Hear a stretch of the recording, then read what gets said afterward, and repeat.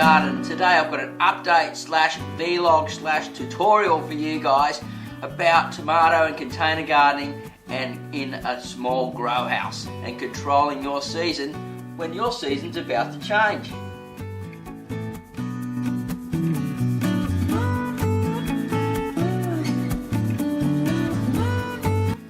So what do you do when the weather changes on you just radically?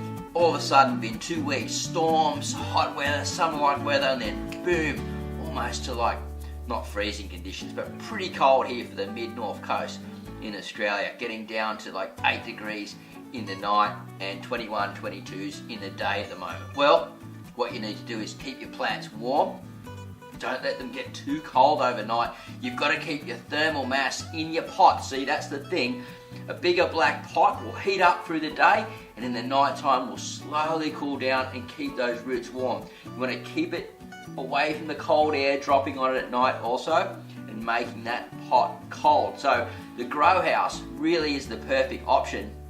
Well, it's sort of a mini greenhouse for tomatoes, really is the perfect option for growing these type of plants and keeping fruiting on for the rest of the year, or for as long as you can until it just gets too cold. So here's the start of my thermal mass build up. You can see the greenhouse here. It's just a one zip. It's only a bit over a metre tall. 1.5 metres tall actually. And it's holding 1, 2, 3, 4, 5 fairly large plants. And these will fill up this space. No problem at all. I might even have to pull one out if it gets too thick. But we'll see how things go.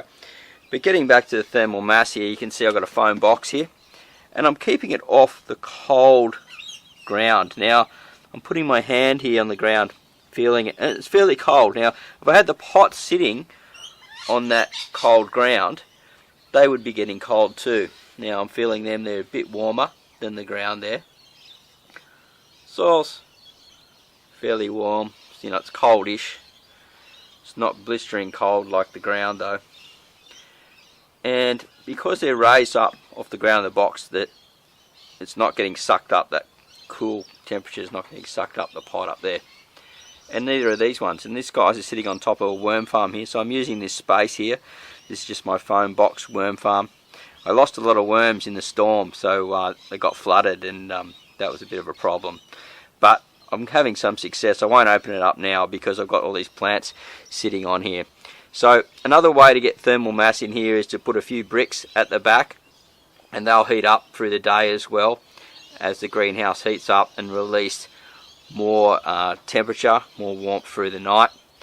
And you do need to open this up so it doesn't get too humid. So see, I'll bring the door down now, and so I can leave it just open like that.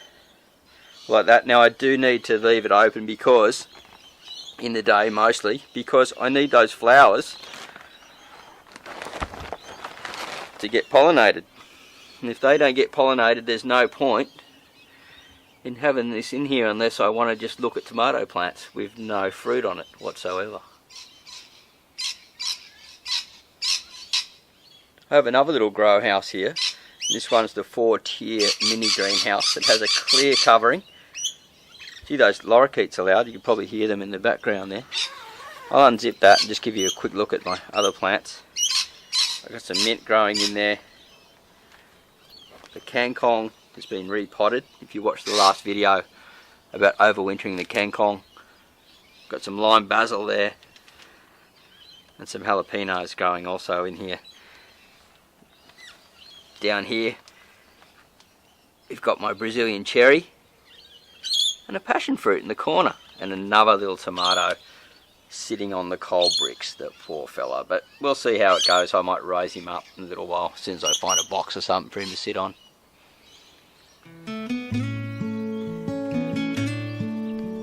So this one's the experimental tomato, and it's the same type as the other type of cherry in there. I just need to get the label so we can have a look at it here.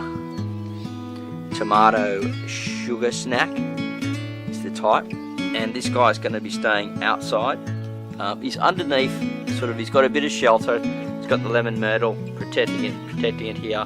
the avocado. There's no cool breezes coming from the south because all the plants are protecting it. It gets the sun coming in from the east, and as it comes around, so we'll get about 4 to 5 hours sunlight a day, which is enough for it to fruit. And we'll see how it goes compared to these fellas, or these gals as you might say, growing in the greenhouse.